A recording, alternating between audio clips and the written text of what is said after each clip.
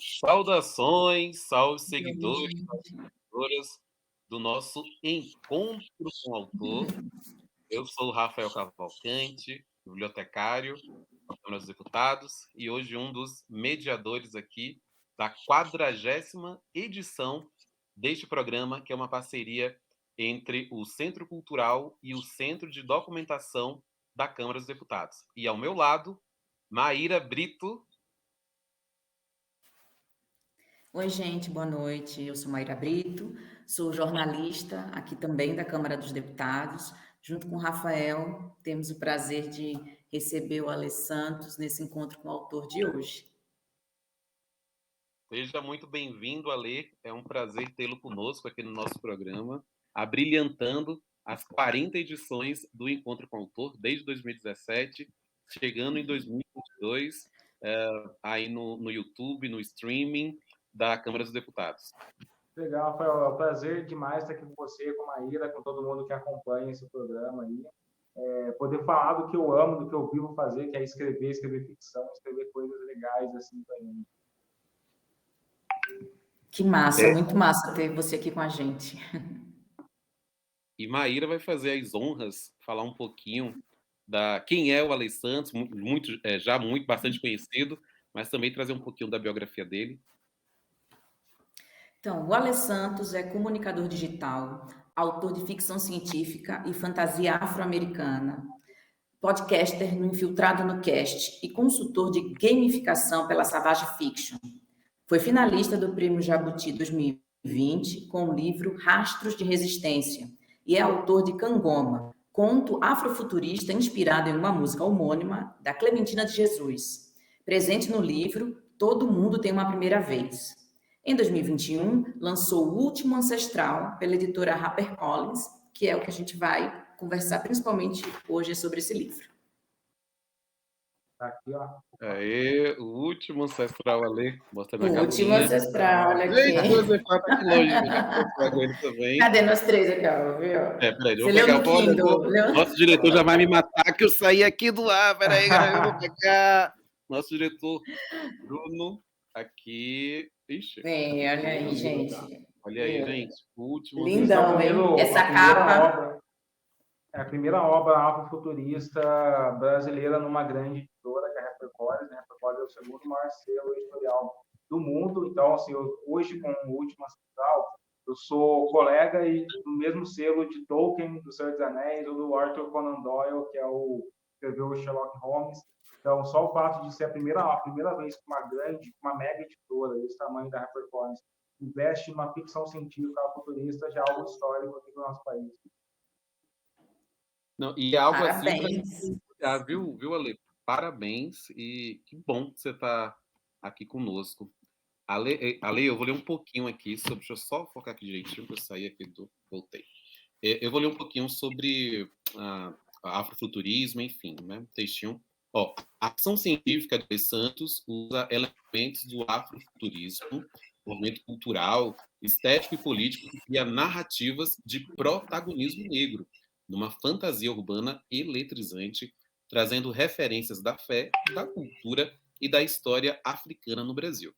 O enredo do livro se desenrola em um futuro ultra tecnológico, em uma favela para onde quase toda a população negra foi exilada quando os Sigans, híbridos de homens e máquinas, tomaram poder, estabelecendo uma forte política de segregação racial e proibindo o uso de magia, a propagação da fé e o culto aos deuses.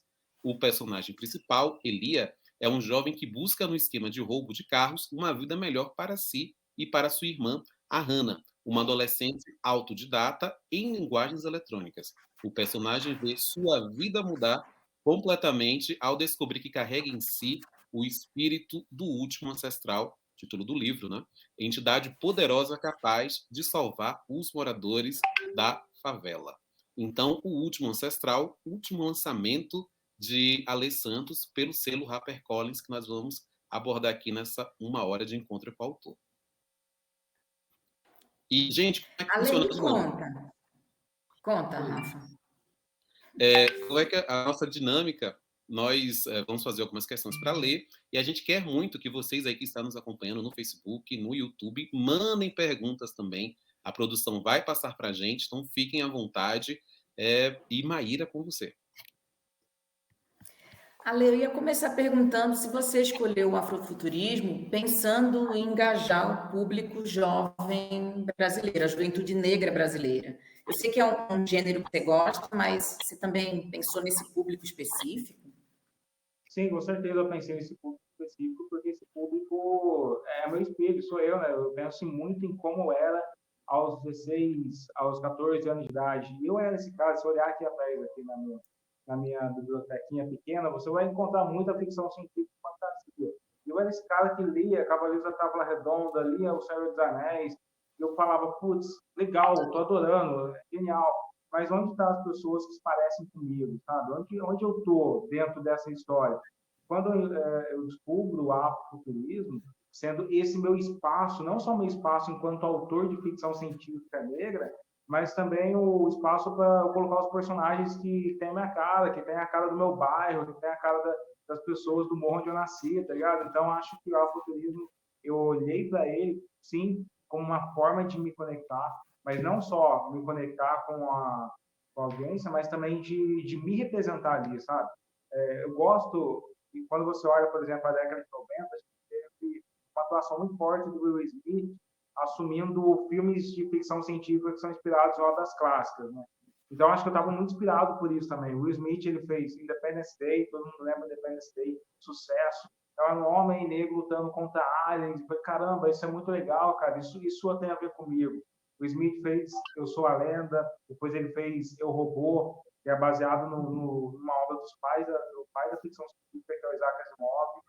Então, já estava inspirado nessas pessoas que estavam produzindo e colocando a nossa experiência de vida como uma pessoa negra periférica, eu do interior, eu sou do interior de São Paulo, dentro dessas grandes histórias e grandes arcos tecnológicos e divertidos de entretenimento, né?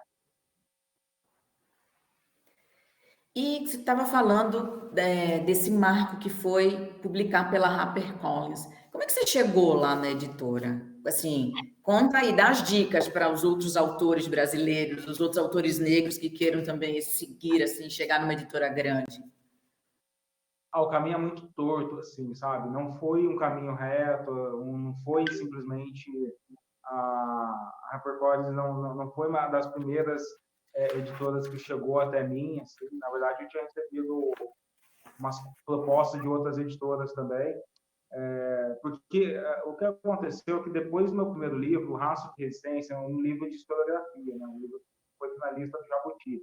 Depois desse momento, eu vi que tinha uma janela onde as pessoas estavam de olho em o que eu iria escrever depois, tá ligado? Qual seria meu próximo texto. E eu já tinha a ideia de escrever o Última Central, porque na verdade ele é uma expansão do universo de ficção que eu escrevi em Kangoma. Quando eu fiz Kangoma, que é um universo futurista, que é um conto pequeno, de 50 mil caracteres, que eu me inspirei na Clementina de Jesus, eu já tinha ideia de fazer um romance com tudo isso. Então, o que eu fiz foi escrever o primeiro capítulo e começar a bater de porta em porta, assim, olha, gente, não de porta em porta, de WhatsApp em WhatsApp hoje em dia, né? Olha, eu tenho esse primeiro capítulo, o que a gente pode fazer? Fui ao encontro de várias editoras para conversar. Eu lembro que na época tem uma pessoa muito importante na história do Última Ancestral, que é a Raquel Kozer, que é uma pessoa que é editora da principal chefe editorial da HarperCollins. Eu lembro que há um ano atrás mais de um ano atrás, eu tinha tomado um café com ela para a gente falar sobre qual seriam as possibilidades de escrita aqui que poderia desenvolver como projeto. Eu já falei para ela que eu tinha esse projeto de ficção científica, mas aí foi um ano, veio a pandemia, teve um ano de conversa, teve muitas outras questões que entraram na frente. Eu conversei com outras editoras também, até que a HarperCollins me fez uma proposta formal, assim, de contrato mesmo, para produzir esse livro. E a partir desse contrato eu comecei a trabalhar na escrita dele. Foram 5, 6 meses assim, de desenvolvimento muito, muito intenso, e mais uns 8 meses depois de edição, revisão com todas as pessoas da Harper que eu adoro, todas elas trabalhando nesse livro. Então, não é que exista um caminho assim a gente vai se criando nesse caminho, sabe? A gente vai descobrindo os meios e você tem que estar muito atento às oportunidades e também você tem que estar muito consciente de que muitas coisas são promessas. Se alguém te promete algo, você tem que caminhar para que essa promessa se materialize, através de um contrato, ou através de uma reunião, ou através de algo que seja mais substancial. Então, eu sempre estava de olho nisso. Né? Enquanto você quer só meu livro, algumas outras editoras só sempre diziam, olha, só mandar o livro completo aqui para mim que eu vou lançar, sabe? Então, enquanto as pessoas só falavam isso para mim, eu não botava muita fé, não tinha uma certa fidelidade não nas promessas. Agora, quando essa promessa se materializou, tipo, olha, toma aqui esse contrato e vamos para cima com esse livro, aí eu senti firmeza e foi a melhor decisão que eu fiz nesse momento estar com a HarperCollins, porque a editora colocou o coração dela nesse livro também, né? Você vê que a edição física dele é muito linda, muito bonita mesmo, inclusive está concorrendo ao Prêmio Latino-Americano de Design, esse projeto de ilustração feito pelo Douglas e o Rafael Albuquerque. Então, eu consegui reunir, eu e a HarperCollins, nós reunimos muitas pessoas que se entregavam de maneira intensa e apaixonada pela história, sabe? Tanto as revisoras, as editoras que estavam lá me ajudando na escrita, o ilustrador, o colorista, o cara que desenhou o mapa, estava todo mundo assim, muito envolvido, de maneira muito importante, muito apaixonada por essa história. Eu acho que isso foi um grande feito que a gente conseguiu fazer, que é reunir um time muito especial para fazer esse livro acontecer. O Ale, e o Rafael Albuquerque, que ele é um nome importante também dos quadrinhos, né? Brasileiro aí que já se destacou, escrevendo inclusive para fora, o Vampiro Americano. Ele atualmente é o ilustrador oficial do Batman. Então, essa capa aqui, essa ilustração, foi criada pelo Rafael Albuquerque, que é um dos nomes que tem um Eisner, ele tem tipo o Oscar dos quadrinhos, junto com o Frank Miller, que é o cara que fez uma dos maiores principais artes do Batman, né? E o Rafael é muito meu amigo, sabe? É um cara que ele, inclusive, tinha lido o primeiro capítulo do Último Ancestral junto com as outras editoras também. Eu tenho o hábito de sempre pegar algumas coisas que eu gosto, que eu acredito, escrita das minhas histórias e compartilhar com alguns amigos. Falar, cara, os amigos que eu acho que são a excelência da escrita também, sabe? Que são pessoas que me inspiram, que eu realmente admiro o trabalho deles. E o Rafael é uma dessas pessoas. Então, ele tinha lido, ele tinha se envolvido com a história, tinha me dado algumas ideias, tinha questionado algumas coisas ou não. Então, quando a editora falou do Último Ancestral, eu já atravessei a editora, já atropelei e falei, olha, a capa vai ser o Rafael Albuquerque. E o Rafael Albuquerque e o Douglas. O Douglas é um garoto que também é um ilustrador, assim, genial. Ele que fez o mapa, o Rafael fez a ilustração da capa, o Douglas fez a ilustração e coloriu a ilustração do Rafael. Então, eles fizeram um co-work ali, trabalharam dupla para fazer esse projeto acontecer, sabe? Então, são pessoas que eu já tinha na minha cabeça, porque eu sou esse criador muito envolvido com a produção. Eu não sou esse escritor que, olha, toma esse manuscrito aqui, ó, e se vira com ele. Não, eu sou o cara muito envolvido. Eu me envolvo no design do livro, me envolvo no marketing do livro, me envolvo em tudo. Então, quando a editora começou a pensar no projeto gráfico, eu já cheguei, olha, vai ser o Douglas e o Rafael Albuquerque, e aí eu estou pensando no mapa, eu estou pensando em umas outras coisas, e foi muito genial o jeito que a gente trabalhou junto.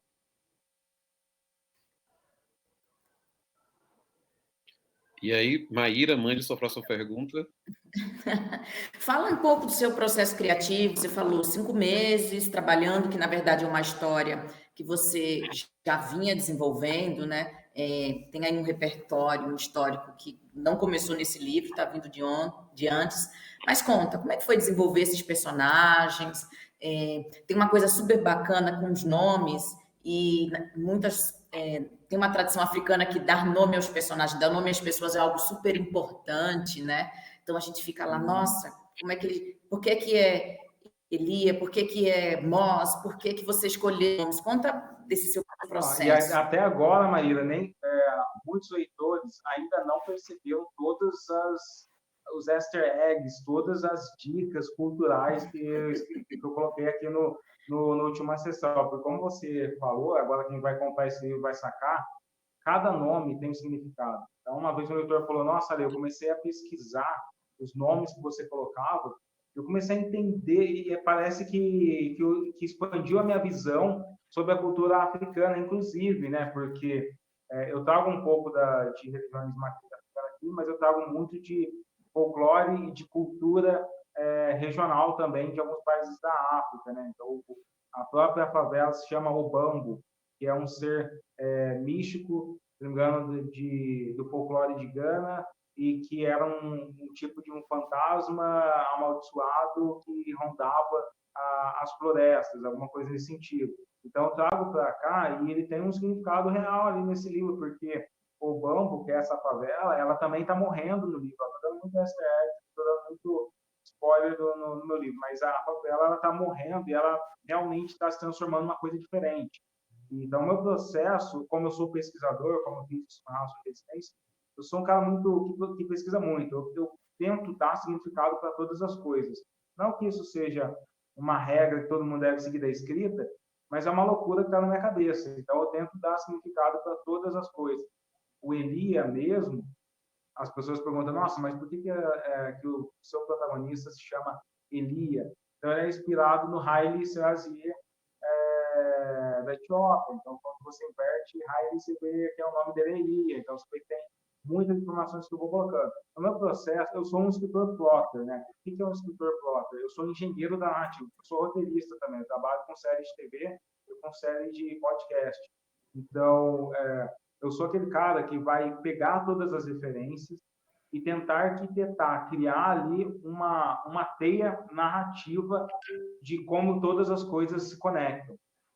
Eu crio, tem aí alguns, quem estuda roteiro de cinema sabe que você tem algumas ferramentas como a escaleta, você divide em 3 atos, você estuda a progressão dramática. Então, eu sou esse arquiteto da narrativa, por isso que o meu processo criativo demora muito, porque eu tenho esse arcabouço de pesquisa, de referências, que é o material, né, como se eu fosse assim, como se eu estivesse juntando os itens para preparar um bolo. Então, eu vou pegar os melhores itens que eu acho, que dão um sabor diferente para a narrativa, que dão um sabor especial para alguns trechos dramáticos, inclusive alguns sabores culturais que eu posso trazer para desconstruir essa estrutura que é hollywoodiana, que a gente escreve, que é a estrutura de filme de cinema.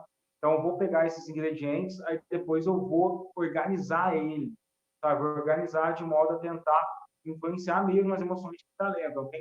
Vocês podem ver que o Último Ancestral, vocês que estão lendo, ele é um tipo de escrita que é quase que conhecido nos Estados Unidos como page turner, sabe? Você fica lendo constantemente e chega no final do capítulo, você quer saber o que vai acontecer no próximo capítulo.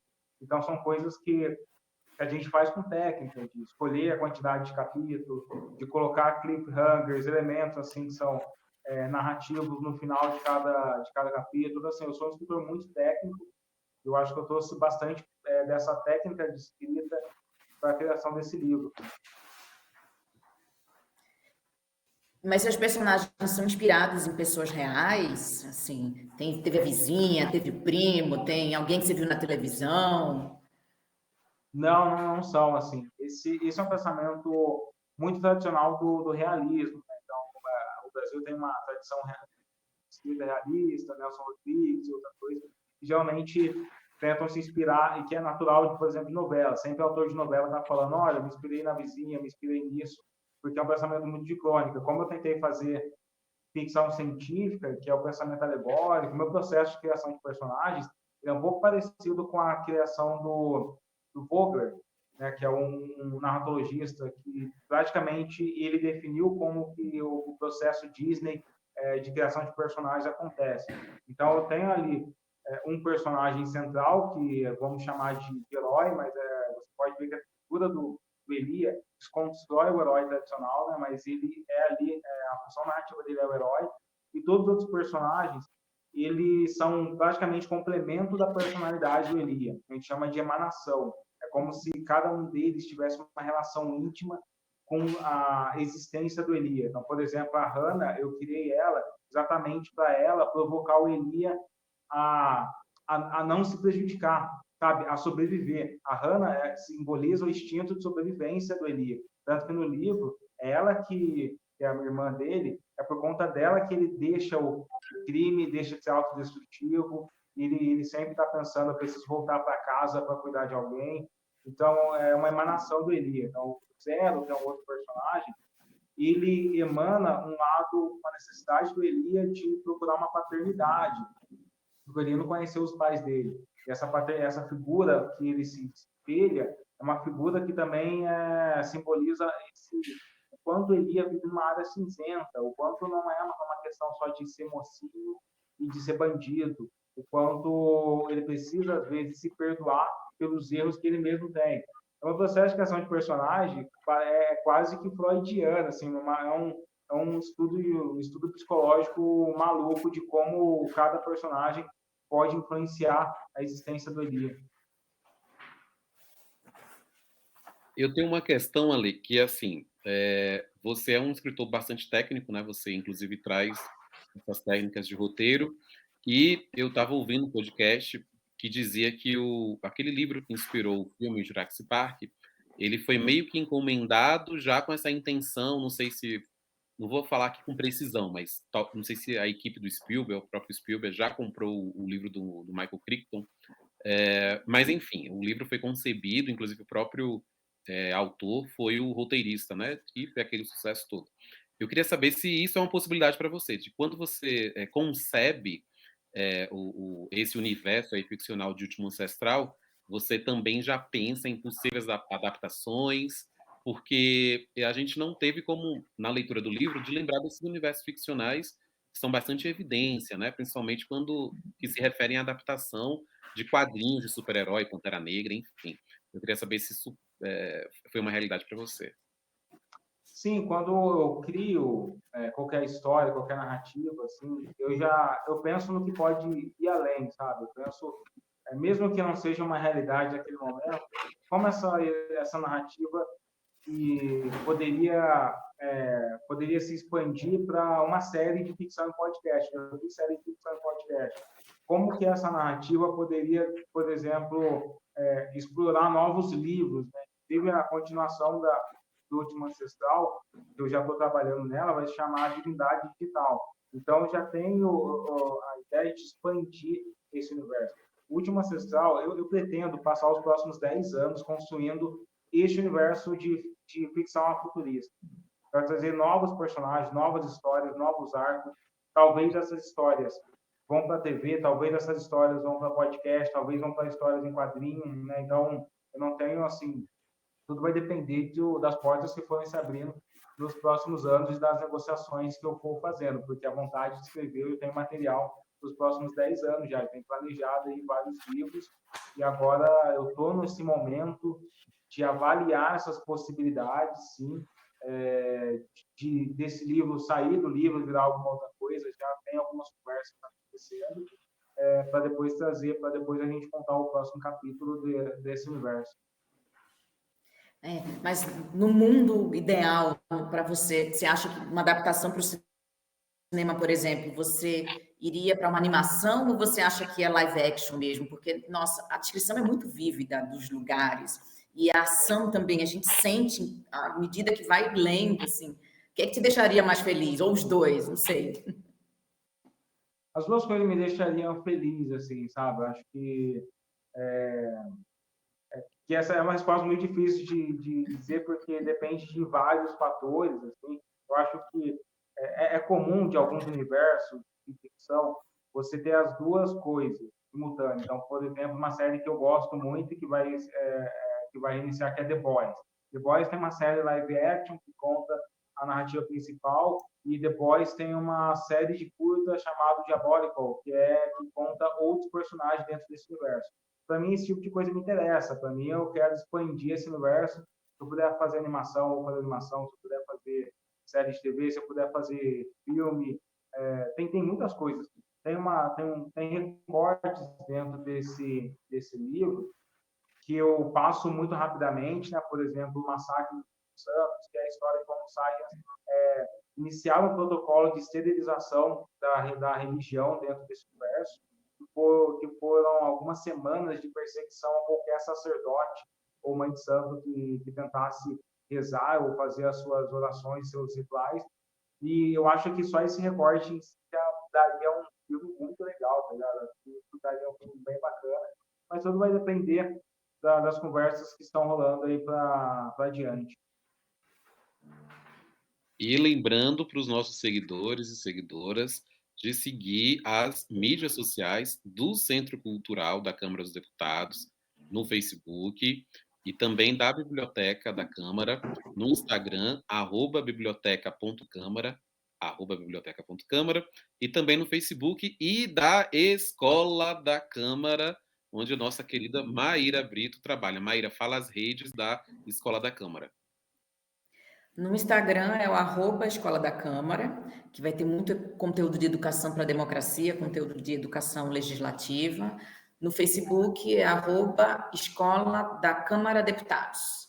E os conteúdos também de educação para a democracia, de educação legislativa, assim. E sempre replicando os outros conteúdos da Câmara, como da Edições Câmara, Biblioteca da Câmara. É isso aí, Maíra. Enquanto a Maíra prepara a próxima questão, a produção já enviou a primeira pergunta do público. Ale, existem alguns clubes de leitura no Brasil que leem preferencialmente distopias. Você tem sido convidado para debates desse tipo para falar sobre o último ancestral? Eu participei de alguns grupos de leitura, sim. Eu acho que está rolando um grupo de ficção científica, mas eu ainda não fui convidado para eles. Eu sei que está rolando, eu sempre tento acompanhar quem atualmente está lendo o meu livro. Eu sei que tem vários grupos lendo, já participei de 2 ou 3 grupos assim. E se vocês estiverem por aí, quiser me convidar para mais grupos, aí me convida também, porque eu gosto pra caramba de ter contato com leitores e também de perceber como que vocês estão sentindo esse arco, essa narrativa. Ótimo, mandem mais perguntas.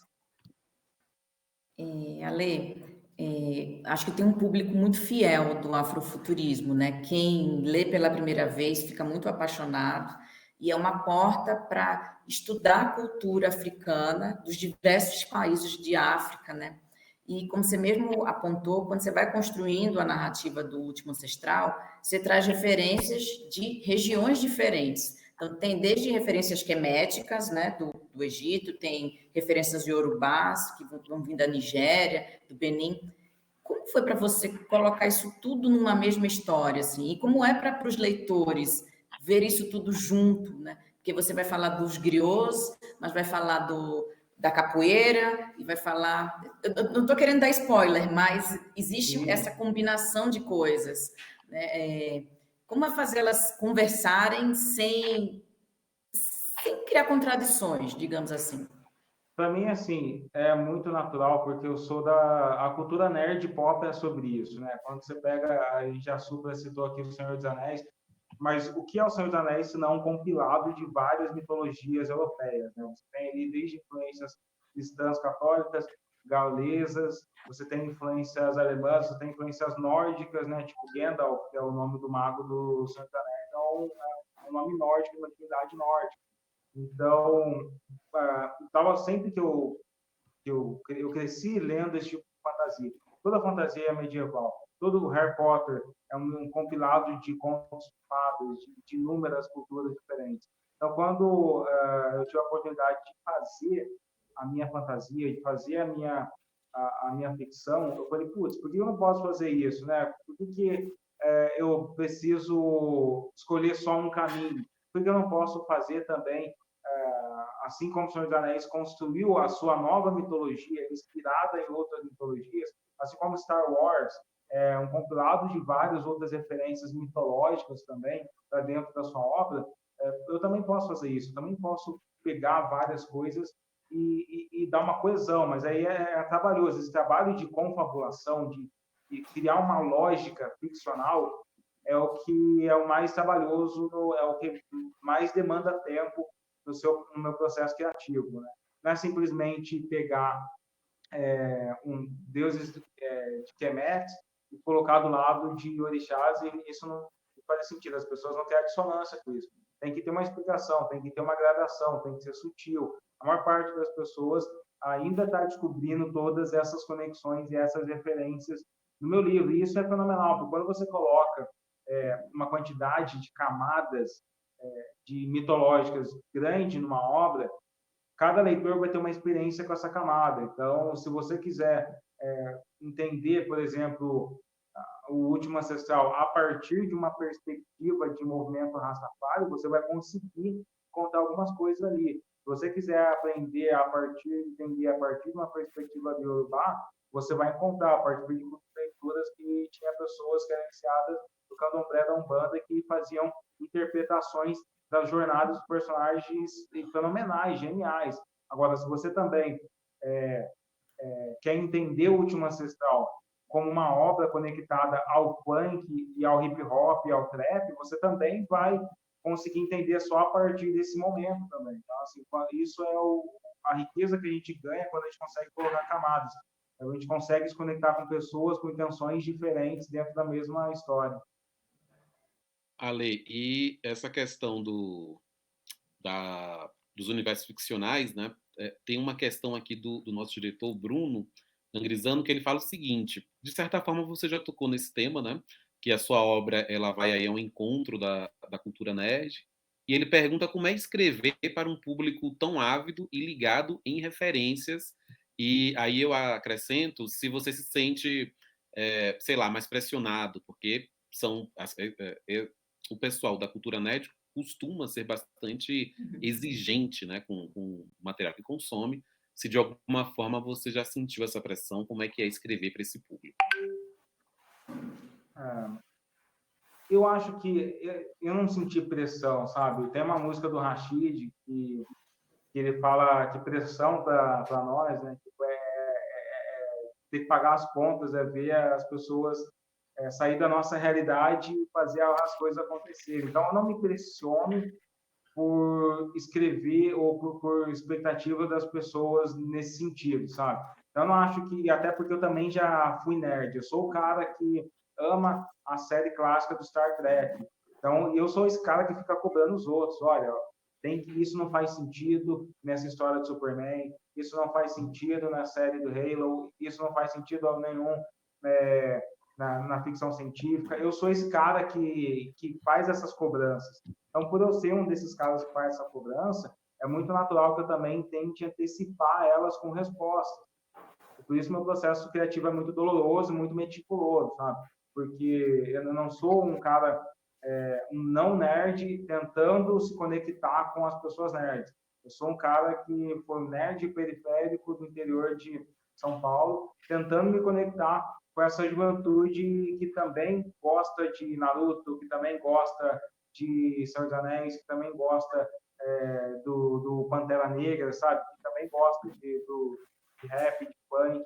Acho que para mim não foi uma pressão muito grande, não. Agora, obviamente, quando o livro saiu, eu fico ansioso com as expectativas, com as resenhas que as pessoas têm escrito.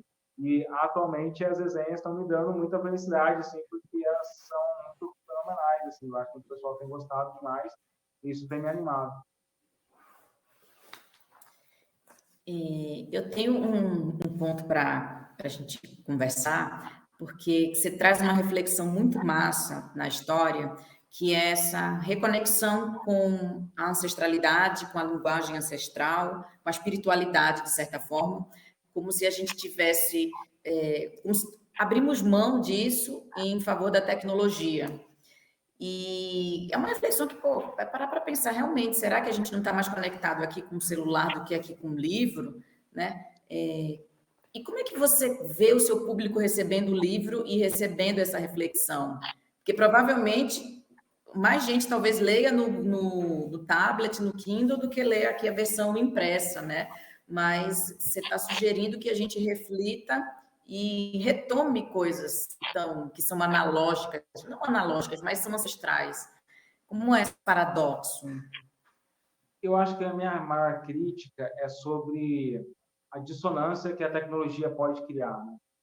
O quanto as pessoas estão pensando, quanto o próximo iPhone está cada vez mais caro, está chegando para o Brasil por 10, 15, 20 mil reais, num país onde a gente está pagando muito caro pelo preço da gasolina e da comida.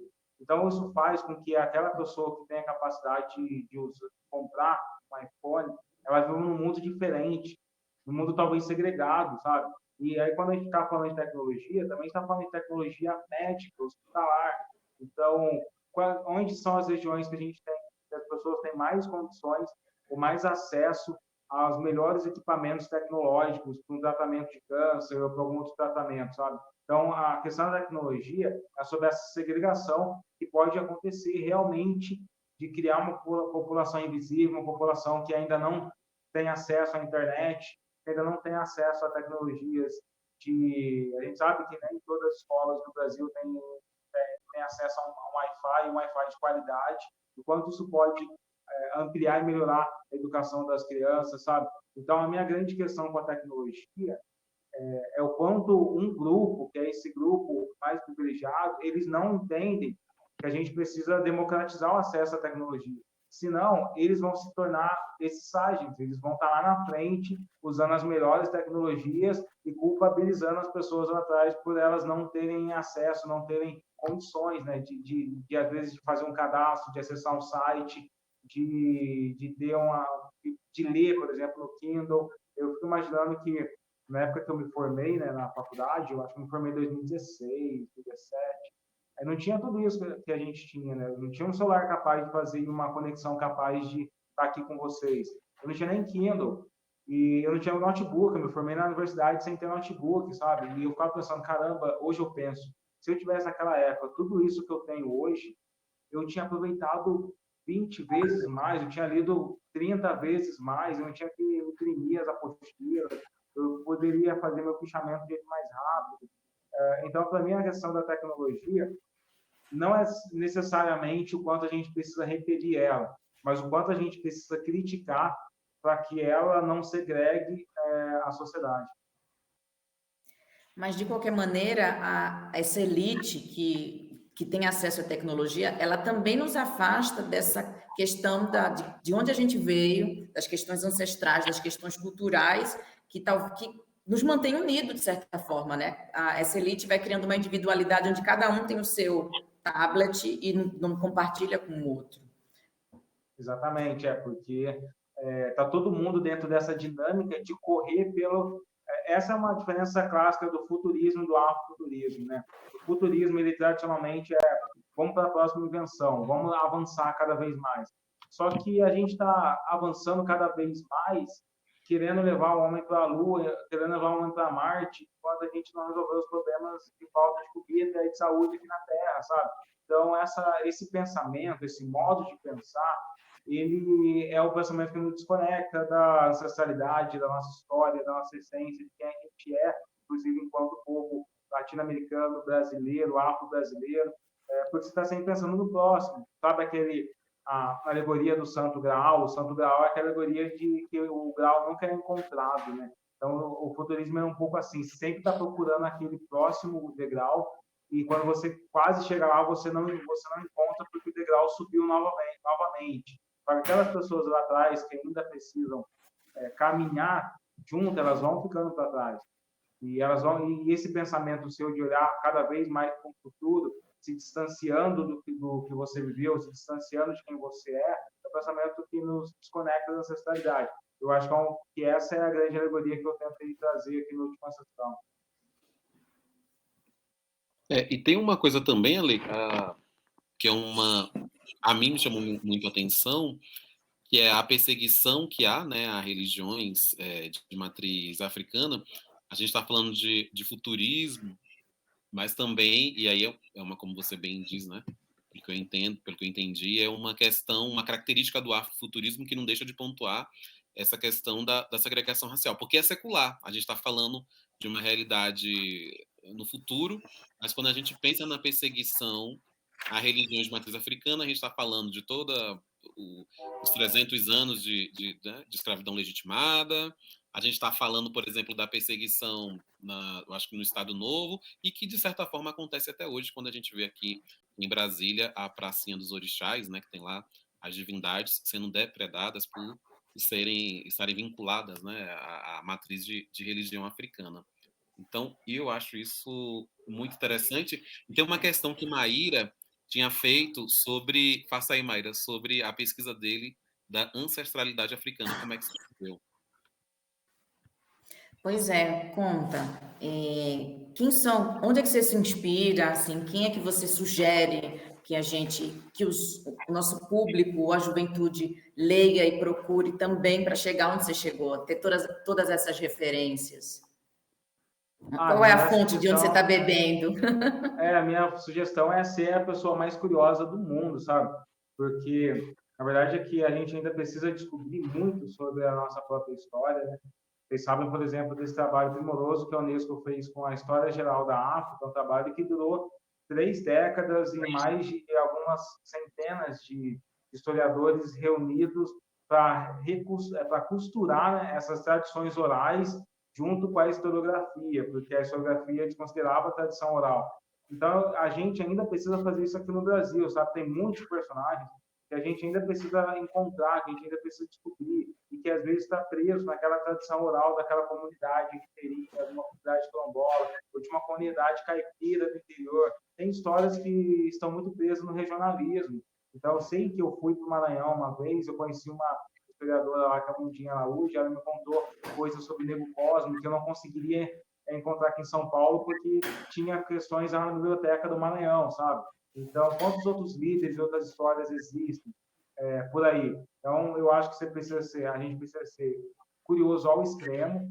Eu sempre, esse meu lado nerd de questionar tudo, de querer entender o Star Trek, é o lado que também eu trouxe para a realidade, de querer entender qual a minha negritude, onde que eu moro, o que isso tem a ver com a região onde eu nasci, quem são as outras pessoas da região onde eu nasci, que passaram pelas mesmas questões que eu ou não, ou por que as questões de ser uma pessoa negra na capital, numa capital brasileira, é diferente de ser uma pessoa negra no interior caipira de uma região, por exemplo. Tá? Então, tudo isso são perguntas que minha cabeça não me deixava dormir. Então, fui atrás de ler. Então, li tipo, por que eu li os líderes estadunidenses como Luther King, James Baldwin, Malcolm X, mas também li Abdias Nascimento, Lélia Gonzalez também, li muito a galera da música. Muitas das minhas referências hoje são ligadas a músicas como Cartola, como Emicida, como Negrali, como Clementina de Jesus, como a Ludmilla, como o Orochi, como o Xamã, sabe? Muitos. Eu sou assim, um cara que tenta se conectar todo mundo, como Tim Maia também. Então, conhecer a história deles, conhecer todas as histórias possíveis que eu puder encontrar, é algo que constrói meu universo particular dessa ancestralidade.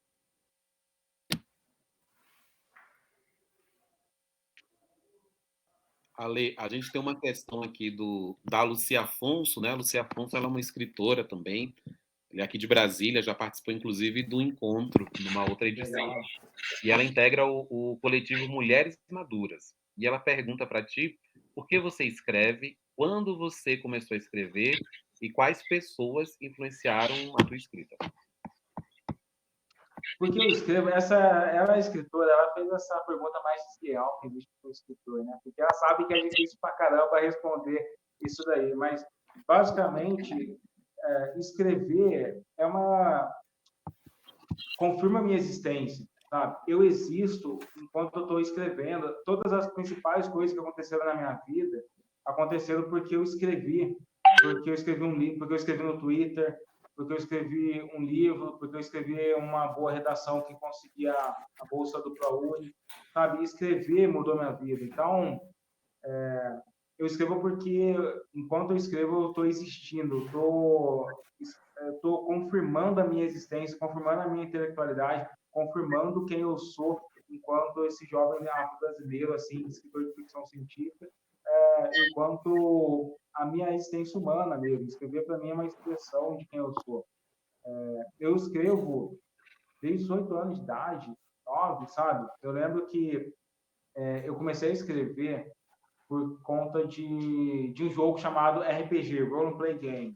Então, na época que eu não tinha internet, eu tinha que ler aquelas enciclopédias, sabe? Aquela enciclopédia em carta e toda essa enciclopédia, eu tinha que ler isso e criar os personagens do jogo, sabe? Criar as aventuras, criar tudo. Então, eu escrevo desde muito cedo. Eu escrevia na época da escola para fugir dos valentão, eu escrevia a redação para eles de português na escola também. Quando eu entrei para a universidade, eu fiz publicidade, eu me tornei redator publicitário. Eu já escrevia coisas de ficção nessa época, que eu herdava da minha infância. Em 2013, eu representei o Brasil numa antologia mundial de ficção científica. Então, já estava assim, escrevendo há muito tempo. Eu escrevo desde que eu lembro quem eu sou, que eu estou escrevendo, sabe? Quem me inspira ao longo de todo esse processo, hoje, tem uma gama muito grande de inspirações, né? Desde Misha Green, que escreveu Lovecraft Country, até o Emicida, que eu citei, Rashid, o Coruja, Adoniran Barbosa, Tim Maia, Jordan Peele, Lázaro Ramos, sabe? Muita gente, todo mundo está escrevendo e que tem se expressado através da escrita. Eu tento me conectar em aprender, entender o que eles estão fazendo ou como eu posso fazer da minha maneira, seguindo esse caminho também. E você consegue lembrar do momento em que você se sentiu seguro para mostrar para as pessoas o que você estava escrevendo? Porque sinto que a gente passa por isso. Eu estou lembrando da Bell Hooks dizendo que sempre escrevia muito nos cadernos que ela escondia embaixo da cama, porque ela não sentia que ela escrevia bem, ou aquilo era uma coisa... Era isso, existir, né? Para existir eu escrevo. Mas quando foi que você começou a mostrar para as pessoas e sentiu que, pô, a minha carreira é essa, eu quero ser escritor, quero ser roteirista? Então, eu não sabia que isso poderia ser uma carreira, né? Porque não é para a maior parte das pessoas que vão escrever, infelizmente. O Brasil ainda não é um país que tem uma tradição de pegar jovens escritores e eles têm uma carreira disso. Então, eu não sabia que isso era possível. Agora, a minha escrita, ela veio muito natural por conta desse jogo, né? Por causa do RPG, desde 8 anos de idade, eu tinha que escrever. Então, eu não me preocupava se a galera gostava ou não, eu só escrevia porque se eu não escrever, ninguém ia fazer isso por mim, sabe? Eu vou escrever uma nova história, eu lia o Cavaleiro da Tábua Redonda e eu escrevia um Cavaleiro da Tábua Redonda pretinho, porque sim, ninguém ia fazer isso por mim. Eu gostava de Pokémon, eu lia uma aventura de Superman e eu escrevia uma aventura que me colocasse alguém parecido comigo, porque ninguém ia fazer isso por mim. Então, se as pessoas gostassem ou não, eu nem estava interessado em mostrar para todo mundo. Mas desde que eu entrei na faculdade, eu percebi que que escrever por escrever, o hábito de escrever me deu algumas chaves, né? O hábito de escrever fantasia me deu algumas chaves que abriu algumas portas. Por exemplo, de me tornar um redator publicitário. Então, durante a faculdade, eu cheguei até a ganhar alguns concursos de redator publicitário e ganhar algumas bolsas para alguns lugares. No processo da escrita, eu sempre eu tenho um caminho de escrita que sempre teve um certo reconhecimento. Aí depois eu ganhei esse concurso de ficção científica. Então, eu acho que eu fui percebendo que o que eu escrevia tinha valor para alguém. Mas antes de perceber que tinha valor para alguém, eu só escrevia porque é a minha existência. Se a galera não gostasse, eu estava gostando, ou no mínimo a minha mãe tinha gostado também, estava satisfeito para mim. As mães maiores incentivadoras, né? As mães, os pais, Pois né? E só o fato de alguém ler, assim, minha mãe nem entendia nada, cara. Eu lembro que às vezes eu trabalhava, ela via no computador, ela passava assim: o que você está fazendo? Você trabalha com o quê? O que eu vou explicar para as minhas amigas? Não, fala que eu estou trabalhando aí na internet. Então, ela só explicava isso e ficava feliz pra caramba e estava ótimo. Mas isso já me bastava, não precisava em relação à escrita, eu nunca tive essa necessidade de validação da escrita das outras pessoas. Então, e isso é uma coisa muito importante porque me coloca no foco. O que eu quero fazer com o Última Ancestral, com a Divindade Digital, com as próximas histórias que eu estou trazendo, eu tenho objetivo com isso, sabe? Então, eu quero chegar em um lugar muito específico da história da ficção científica brasileira. Então, eu estou muito focado nisso. E, às vezes, quando você se emociona muito com quem está te criticando, a gente sabe que isso afasta a gente do nosso objetivo. E, às vezes, também ficar escutando muito as pessoas que adoram a gente também coloca a gente em uma armadilha, porque faz você sentir que você já está bom o bastante. Então, eu tento escrever, tento ter o meu foco, onde eu quero chegar, trabalho muito, estudo muito, sou muito técnico, mas o foco para mim é chegar lá. E eu vou continuar escrevendo enquanto eu puder. Ale, a gente tem mais manifestações do nosso público. A Camila Pereira, ela pede para você mandar um abraço para ela e diz que vai ficar ligada aí, que ela ainda está lendo o Último Ancestral, nas referências, né? Porque ela é caçadora de easter eggs, vai ficar descobrindo. E Legal, um também, abraço, Camila, então, e tomara que você encontre todas aí. Depois me perturba lá nas redes sociais, que eu quero saber se achou tudo. e essa sua resposta já responde a Maria Amélia, né? Que também, ela é da nossa produção, e ela pergunta, porque eu me perdi aqui, mas em algum momento ela pergunta se você costuma interagir com os teus fãs, com os seus leitores, você é acessível lá nas redes sociais, como é que é essa relação que você estabelece?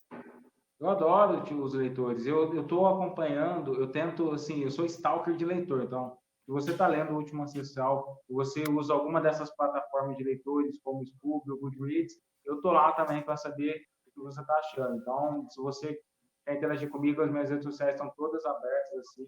Eu adoro interagir com os leitores para tentar pegando as referências.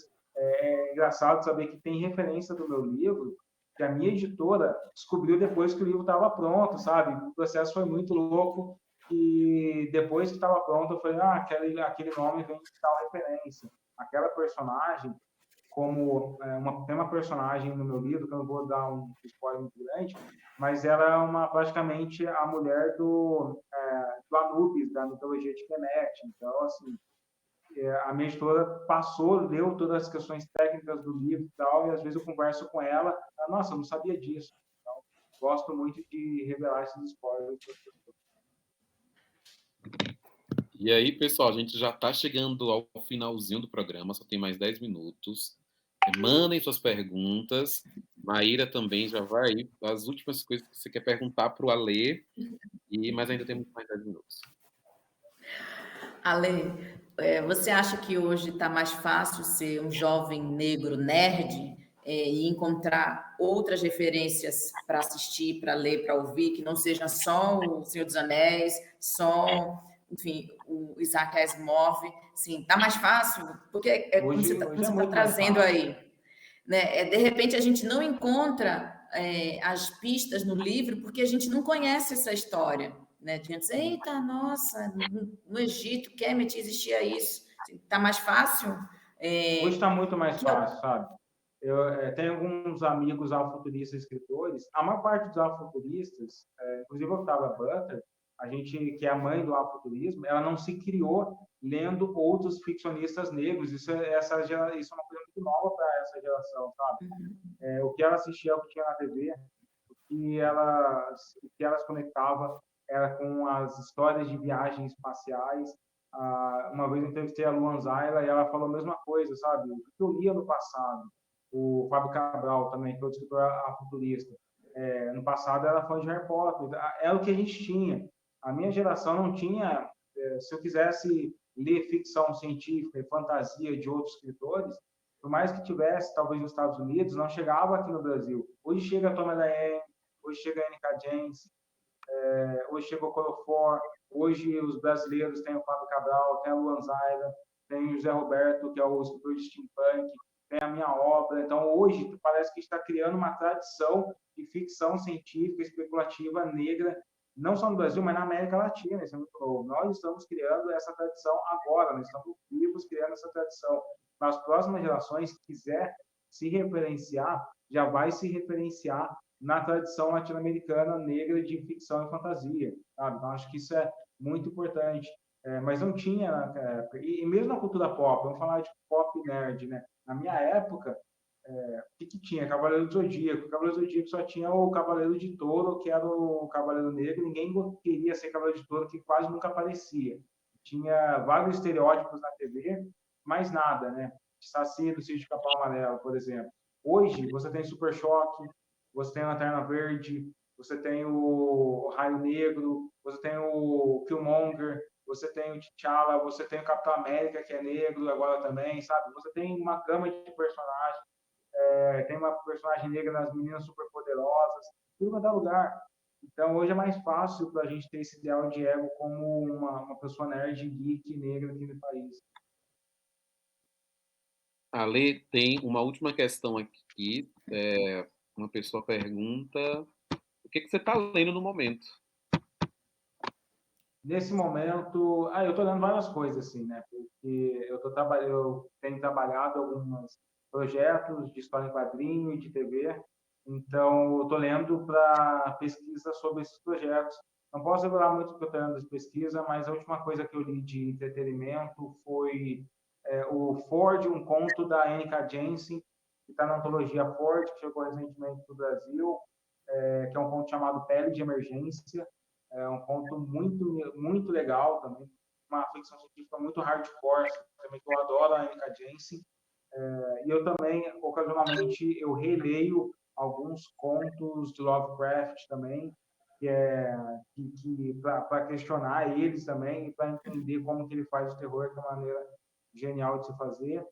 E eu estou assistindo muita coisa, atualmente estou assistindo a série Halo, que é uma série de ficção absurdamente fantástica, que foi lançada recentemente. É isso. E chegamos ao final do nosso encontro com o autor, com Ale Santos. Eu gostaria de agradecer muitíssimo, Ale, a sua participação e sua aula, né, que você deu, e o Último Ancestral representa, e para o nosso público, acho que foi muito enriquecedor. Assim, você é um cara multimídia, né, Maíra? Ele tá na... Enfim, eu tô aqui impressionado com a tua produção, com a tua carreira. Imagina, ele escreve o livro, já faz o roteiro, mas quando, como ele mesmo falou, né? Eu levo, eu já vou com a minha equipe, já vou com o meu, assim, tem um ilustrador, vai ter todo mundo Então. junto. E É também bom que é um levantando, a gente vai levantando os nossos, né? Sim, isso é muito importante, assim, sabe? A gente abre uma porta. Eu tenho certeza que o fato de eu ser o primeiro escritor de afrofuturismo numa grande editora vai abrir porta para que vários outros entrem também, sabe? Para que nas mesmas editoras, eu estou trabalhando muito para isso, que a gente não seja só aquele negro único chegando nesses espaços, né? Então a gente precisa abrir essas portas. Eu sei que tem muitas outras pessoas geniais aqui. Eu quero mandar um abraço, inclusive, para o Volpe, que escreveu aí o Beijo do Rio aí também, Homens Pretos Não Choram, que é um cara genial que eu gosto pra caramba, também que é um grande amigo e que também está chegando, fazendo muita coisa legal. E eu acho que uma coisa que também, Ale, que você traz, você você representa, você traz a riqueza, né, da cultura negra e secular, e são muitas referências, né, e você vai tanto para a música brasileira, você traz, você resgata, você fala de Cartola, de Tim Maia, aí traz filósofos como o James Baldwin, que é uma figura que eu acho que ele tem passado por um processo de resgate muito interessante, aí tem a questão das religiões de matriz africana. Então, assim, eu acho que isso mostra, né, nós negros muitas vezes tão subestimados. Eu acho que a tua obra, ela tem esse papel, não que você faça isso talvez deliberadamente, mas ela acaba trazendo, demonstrando o quão rico, né, é essa nossa existência no mundo. Como nós somos Enquanto as potentes, pessoas tentam fazer que a gente seja um estereótipo, na verdade nós somos muito mais do que qualquer estereótipo que tente nos encaixar, qualquer um de nós, né? O William dizia, do Boys, né? Dizia que a gente tem essa dupla consciência, a gente está no mundo comum, no mundo dos negros, que as pessoas queriam que a realidade que só a gente conhece por estar na nossa pele, né? A gente acaba desenvolvendo essa dupla mente, assim, de como viver nesses dois mundos, e aprender as nossas referências, aprender as referências deles também. Então, eu sou um cara que cresci lendo todas as referências cultura nerd pop, mas sou eu que tem que trazer as minhas referências negras também para dentro da cultura pop, sabe? Então, essa dupla existência é uma coisa que só negros têm. Ale, muito obrigado pela sua participação. Fico muito honrado aqui à Câmara dos Deputados. Obrigadão, te agradeço demais pelo convite. É um prazer imenso. Contem comigo sempre que precisar. que a gente possa se encontrar em outras rodas de conversa e de trocas como essa daqui. Claro, com certeza. Então é isso, pessoal. Um abraço. Fiquem de olho. Tem uma playlist aí com, sei lá, mais de 20 programas para vocês assistirem. E em junho a gente volta o mais um encontro com o autor. E, por favor, Ale, o Último Ancestral, demonstrando aí para quem não leu, ainda lê. Cadê o seu, Rafa? Mostra, pega o seu aí, Ó. vai. Último Gente, belíssimo, belíssimo. Olha essa capa. Um beijo, pessoal. Tchau, tchau.